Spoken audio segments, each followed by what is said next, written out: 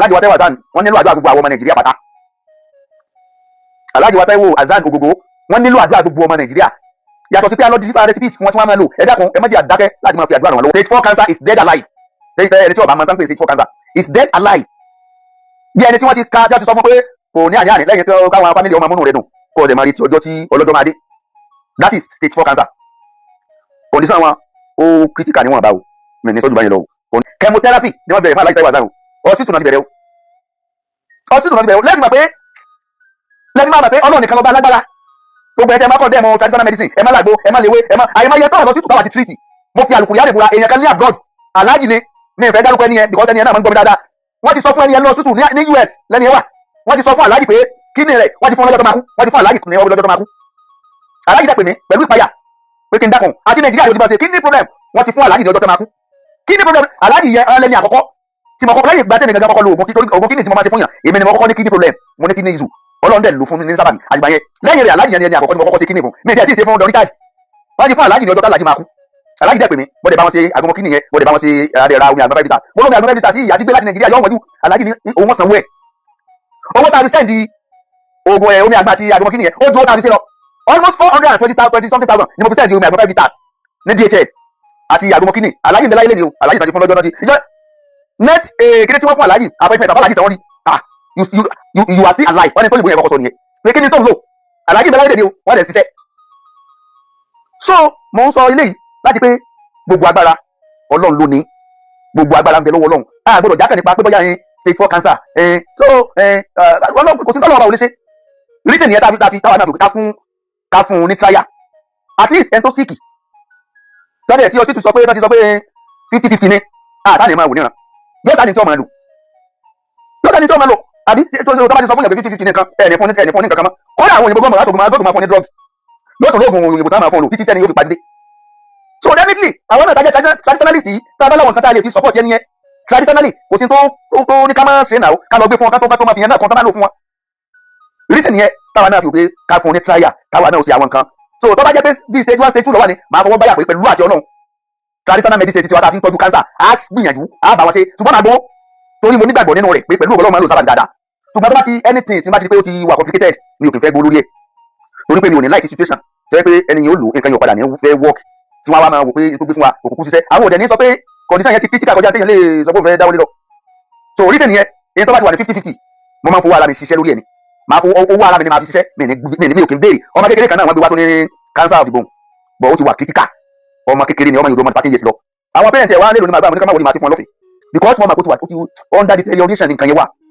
ẹni tí èmi ò kì í láì kí n máa dákún níbẹ̀ ẹni tí mo ti rúkú mọ́ tí mo ti mọ̀ tó ti wà náà wà lọ́rẹ̀ kí n tó wá dákún wà láàrin kí n tó wá ní kọ́ lọ mú almost 400,000 naira wá 320,000 mo tún dákún wà láàrin nínú mi ò kì í fẹ́ láti ti dákún wà léèyàn ẹni tí mo ti mọ̀ pé kí n tó wá gbádùn owó yẹn kékeré yẹn wá má padà ṣiṣẹ́ fún ọmọ tí mo dẹ̀ mọ̀ pé 50-50 nìkan yẹn wà èmi ṣe reason yẹn tí mo fi máa ń ṣiṣẹ́ lọ́fẹ̀ẹ́ torí ẹ̀rọ jẹ́ kí n gbé kí n yẹn lọ lọ́fẹ̀ẹ́ fún Alhaji Taiwo Hassan so gba tí mo ṣàdúrà fún wọn tán nínú wọ́ọ̀dù tí wọ́n wà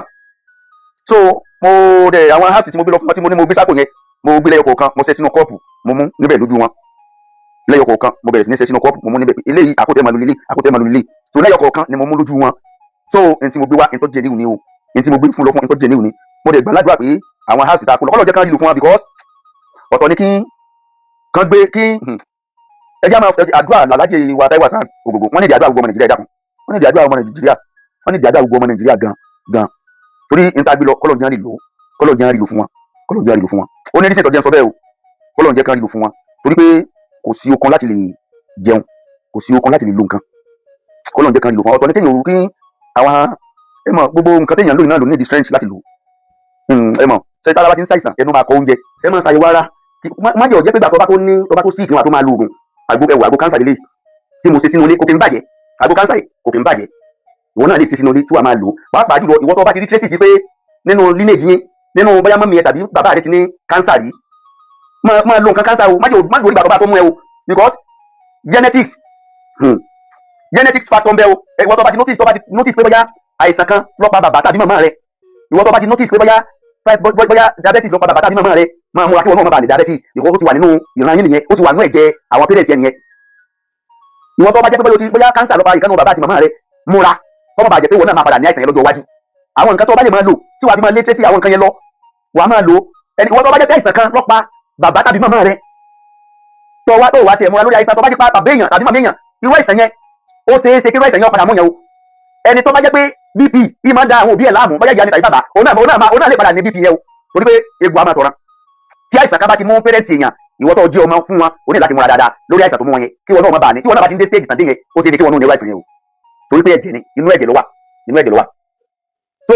tẹ́ bá ti notice pé àìsàn kan ṣe àwọn pẹ́rẹ́ǹtì yẹn ìwọ ọmọ tètè lọ múra lórí àìsàn yẹn gbogbo àwọn nǹkan tó lè máa lò tí àìsàn yóò fi ní sí ẹ wàá tètè máa lò wọn ní àtòkèrè báyìí lójú jíjẹ ti máa mú ẹkún sun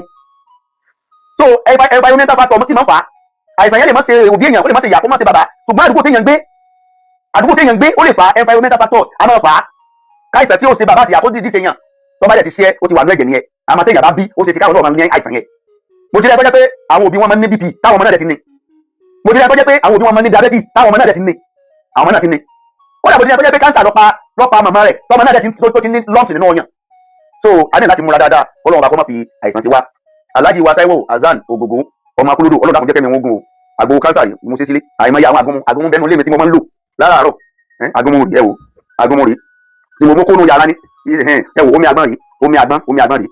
so tí mo fi máa ń lo àwọn agunmu kọ̀ọ̀kan agunmu kidney ni mo máa ń fomi àgbọn yìí lò agunmu kidney ọlọ́mọdé àní kidney problem so àwọn herbs tí mo rà láti China lélẹ̀ àwọn herbs tí mo rà bọ̀ láti China ó lè wúlò wọ̀ mi àti China ni mo ti rà bọ̀ ẹ tí mo kó sínú yàrá èmi náà ń lò lẹ́ẹ̀kọ̀ọ̀kan ni so kọ́lọ́ mọ́ fi àìsàn sí wa kọ́ mọ̀ jẹ́ kí a ṣe àìsàn Alhaji wa Taiwo Hasan Ogogo kọ́lọ́ dákọ̀ bá fún wọn ní àlàáfíà kọ́lọ́ jẹ́ kí wọ́n gùn so ẹni stroke bá ti ṣe àwọn òbí ẹ̀ rí kó ń lò múra kọ́ wọn bá ní stroke lọ́jọ́ iwájú so Ọlọ́run bá wọn ní fi ẹnì kọ̀ọ̀kan wá sílẹ̀ àìsàn so but prevention is better than cure àìsàn tó bá ti di pé ẹ̀ẹ́dẹ̀jì ká máa ṣàyẹ̀wò tó bá ti notice àwọn kankan láì dá nínú ara rẹ̀ tètè lọ ṣàyẹ̀wò ẹ má jẹ́ àmọ́ assume àsọ̀nsọ̀ máa ń pààyàn ní ẹ má jẹ́ àmọ́ assume pé àbúrò jẹ́ nǹkan báyìí àbúrò yẹn ó tètè lọ sí tẹ́sì ẹ̀jẹ̀ adágún ẹ̀bẹ̀ wá ẹ̀jẹ̀ á tètè máa ṣàyẹ̀wò ara wa at least